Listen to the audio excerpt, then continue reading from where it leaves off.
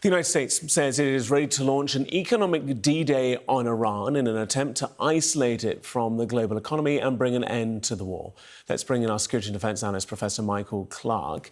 And Michael, this is all coming from the US Treasury Secretary Scott Bessent, saying that the US is ready to launch the single biggest financial offensive ever against another nation. What do you make of that? It didn't add up to very much. I mean, like so many statements that come out of the White House these days, it was full of holes, and Scott Bessent didn't seem to be able to answer any of the questions very satisfactorily the journalists put to him. So it doesn't look like anything other than more of the same. I mean, this started on the 11th of May, economic fury as opposed to epic fury, and so it was economic pressure. So it's more secondary sanctions. But the point is that these secondary sanctions would be the most sanctioned secondarily would be China. Are they really going to stop oil going to China? Russia, he hasn't sanctioned Russia on anything else. India, well, maybe. Pakistan, his new friend. Is Trump really going to do that? I mean, what will happen, I'm sure, is that these sanctions will all be announced, and then President Trump will start making exceptions. He'll start giving exemptions. And so in a month's time, we'll probably be back where we are now, I would guess, with a sanctions policy. Iran is very good at evading sanctions. And I asked them to put this map up, because there is Iran. Look, North and South Iran. We all think about the Gulf. And more than 50% of Iran's trade is oil, about 52%, and that all goes through the Gulf. None of it goes through the Caspian. But the rest of their trade, which is quite considerable, it's steel, gas, metallics of various sorts, agriculture, a lot of agriculture. A lot of it goes north, and they've been developing those routes for the last 20-odd years. So the Caspian Sea gives them easy access to Azerbaijan, to Russia. Then if you go to the east, that's Kazakhstan, Turkmenistan, Uzbekistan after that. And in Iran, there's up in the northwest there, northwest, that little corner of the part of the Caspian Sea is Mashhad, the great rail hub. And that goes, a big rail network that goes north through either Kazakhstan or Turkmenistan, right up to north, into Russia, to Chelyabinsk.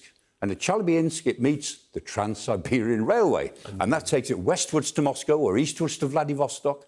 So that gives them access to China and North Korea. So Russia, China and North Korea, all of Iran's best friends, have got easy access through the rail links to the Caspian ports into Iran.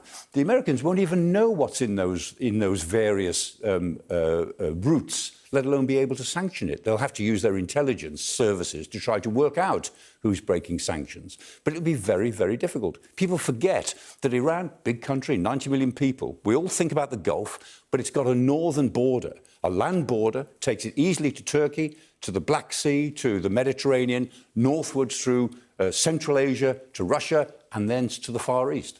Very, very difficult to see Iran being pressured by this, even though, at the moment, I mean, the inflation rate is, 90% year on year? It's very high. Food inflation is said to be about 130%.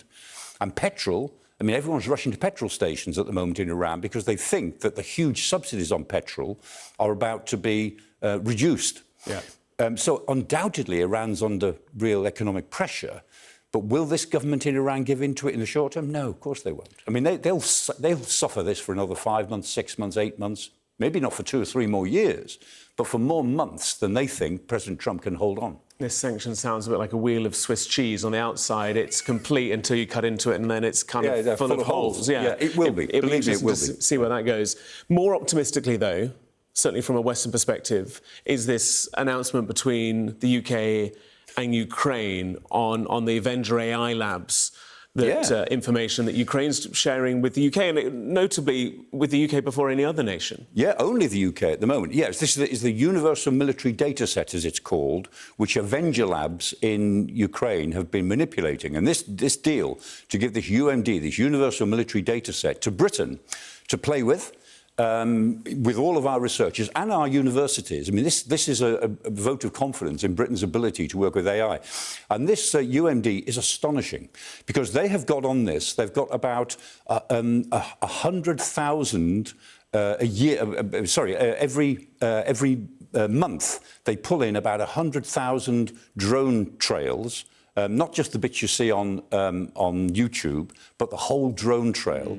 They pull in about 50,000 different bits of Russian equipment that they can locate with all of this.